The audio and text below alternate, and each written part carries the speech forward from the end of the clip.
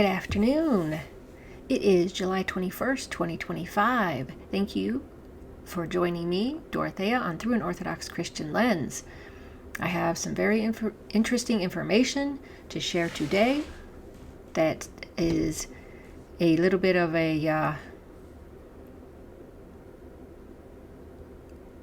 info on something that is in line with World War III prophecies through Orthodoxy, through the Orthodox saints and elders. So I'm going to give you this first, and it was probably about a half hour ago now. Holy Wisdom Channel shared this. This came out July 18th, 2025. Israeli media, Mossad is preparing for a leadership change in Turkey. Israeli media reports indicate that Mossad is preparing for a potential leadership transition in Turkey, with Foreign Minister Hakan Fidan seen as a key figure of concern due to his intelligence background and regional ties. Tensions are rising in southern Syria as the transitional government accuses Druze factions in Sweden of violating ceasefire terms and continuing Israeli military operations in the region. So, Israeli officials are closely monitoring Turkish and Qatari activities, citing concerns over their ambitions and expanding presence in Damascus and beyond. As the Iranian regional axis weakens, Israel perceives this alliance as reshaping power dynamics in the Levant, with implications for Israeli national security. And he has a link to this story, which is all in Turkish, but if I can translate this particular section, if you'd like. The Syrian transitional government accused Druze fighters in Swazda of violating the ceasefire. In the statement made by the presidency, it was stated that illegal forces committed horrible violence against civilians. It was noted that the statement illegal forces in the statement targeted armed Druze groups operating in the region. Syrian state media, on the other hand, stated that Israel continues its attacks in Swazda, whatever that is. It was reported that the Israeli army also carried out an attack on the city of Bernad, where the Druze majority live. I thought the Israeli army was trying to protect the Druze. Israeli Prime Minister Netanyahu said they will continue to use force to protect the Druze minority. I see, so that's what they're saying they're doing. On the other hand, I don't think that's true. On the other hand, it was stated that U.S. President Donald Trump did not support Israel's latest attacks on Syria and reacted to these moves. In the midst of this tension, the Israeli media published an analysis that included the effects of Qatar and Turkey in the Middle East on Israel, especially Syria. Let's see what this says. The details of the analysis published in Hayam newspaper are as follows. Israel is closely following the developments in Syria, but at the top of the list of concern is a Turkey that has increased its military and economic investments for Syria. Another issue that is rapidly rising on Israel's threat list is the Qatar-Turkey alliance. Israeli intelligence officials describe this alliance as a strategic threat, stating that both countries are hosting Hamas officials and find sympathetic ears in the White House.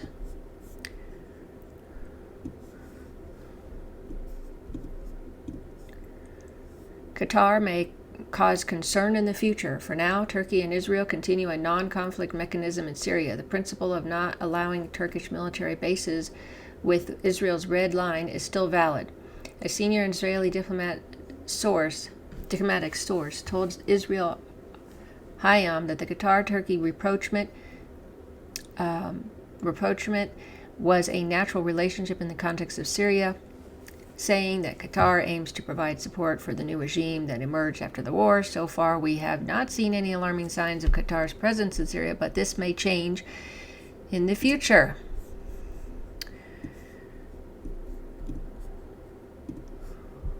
The source also noted the following about the bilateral relations of the two countries of Syria. These relationships are carefully monitored, and in Qatar's meetings with Syrians, aid and investment issues are openly discussed. Israel, we are closely following the situation to ensure that Syria remains faithful to its international obligations, as does not have hostile intentions towards its neighbors.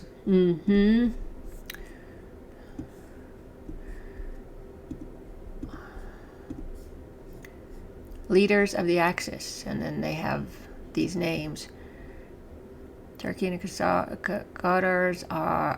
are actually leading the Muslim Brotherhood axis. Both countries have regional and global ambitions and have the resources to support it. They profit from their mediation roles by maintaining their relations with all parties.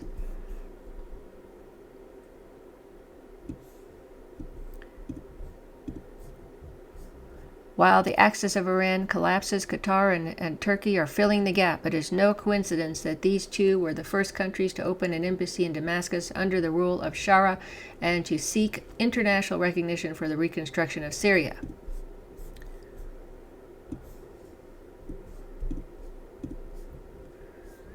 The basis of Qatar-Turkey relations is based on the Gulf blockade imposed on Qatar by Saudi Arabia, the UAE, Bahrain, Egypt, and some other countries in June 2017. At that time, Qatar was asked to reduce its relations with Iran, sever its ties with terrorist organizations, including the Muslim Brotherhood, and close the Al Jazeera Canal, which fueled protests against Arab regimes. Anyway, so you're keeping an eye on this. Mossad is keeping an eye on this. What does this say here? What's the headline say? Israeli media, Mossad is preparing for a change of leader in Turkey. So yeah, it's right. Holy Wisdom has this right. This is a huge story for us who are Orthodox and following what's going on with the World War III prophecies that we are currently in. Here is just a reminder from Metropolitan Neophytos what he had said on what's going on and what will happen with Syria and Israel and Erdogan. And I'm going to read it because, again, this is in Greek. A man of God, Metropolitan Antony of Siatista, I guess, fell asleep in 2005. That means he died then. Who fell asleep some years ago, had said,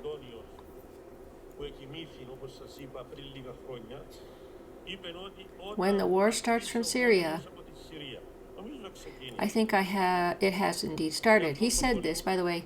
The Metropolitan is speaking in December 18th, 2024. This war will prolong. It will multiply.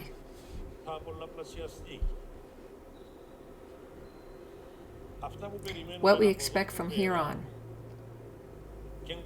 And it's good to know them, not out of curiosity, but in order for us to deal with phobias and insecurities. The big ones have their plans. Indeed, they do, all of them. But God has his plan too. What God revealed to his sanctified people. Whether they are called Saint Cosmas the Teotonian, Saint Paisios, and many more. Oh, I can't pronounce that. Here in Cyprus, or Demetrius Protopapas, what God revealed to them is, first, there will be a great bloodshed in Syria. The Israelis will strike Iran's nuclear program. They are already preparing for it. Yes, and that happened in June. Just a reminder.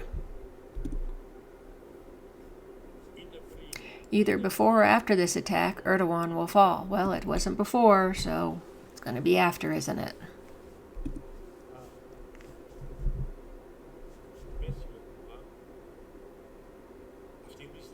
Right now, Erdogan is considered one of the world's great leaders. The President of the United States even said about him, he's a smart guy. That's what he called him, smart guy. What can we do about it? This is how things are in our times. Whoever holds military power prevails, he said. He also commented that Erdogan succeeded without much bloodshed in taking Syria.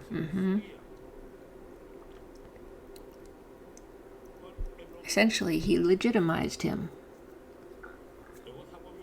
I would use another term in modern Greek. He emboldened him and even praised him.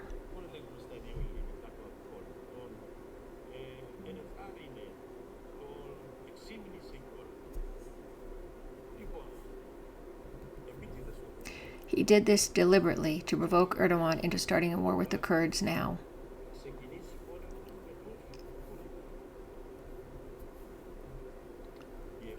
The Israelis are looking for allies. They feel that their main allies in the Mediterranean region are the Greeks, both in Greece and Cyprus. Yeah, but they can't do anything. And in the east, it will be the so-called Kurdish state. Remember, the Kurds are a people of 40 million. The U.S. is promoting them, and eventually there will be a clash between the Israelis and Turkey. Eventually, there will be a clash between the Israelis and Turkey. Very important part there.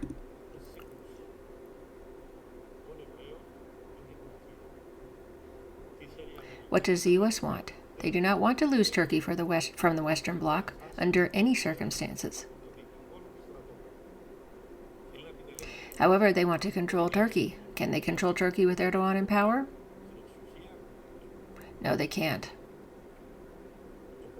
So they will find a way to remove Erdogan. And this will indeed happen. Those who come to power after Erdogan will be pro-Western and fiercely anti-Russian. So there you go, which leads into the Turkey-Russian conflict war. So, as a reminder, Israeli media, Mossad is preparing for a leadership change in Turkey. So remember, we were like, well, wasn't sure. We know that he is going to be removed eventually. We weren't quite sure how, because you learn things further on that goes. But we are learning that, of course they want that, because they don't want Turkey messing with their Greater Israel project to take over most of Syria, or all of Syria. Really, their goal is really all of Syria. So Turkey is getting in the way of their plans. Erdogan and, the Muslim Brotherhood and all that is getting in the way of the Greater Israel plan. And so, they want to get rid of Erdogan, and they want to put in a Western-friendly leader, more so than Erdogan, because Erdogan kind of is just flip-flops and, he has his own thing he wants to do. So, with that information, it looks like we're moving towards that part. I mean, it's already somewhat of a conflict. They say it's not too bad right now, but it's a conflict coming between Israel and Turkey. And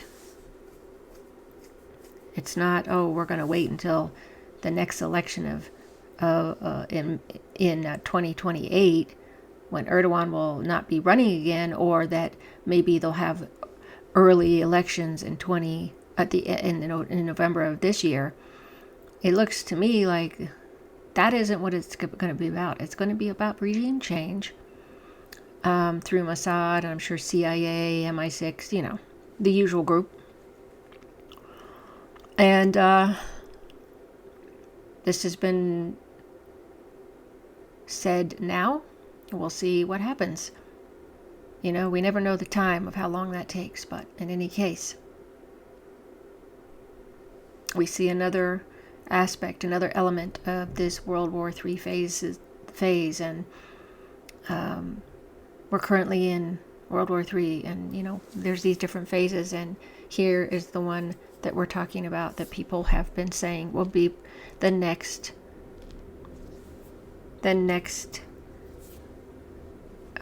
milestone or moment, next event in World War III. Although there's other things going on as well.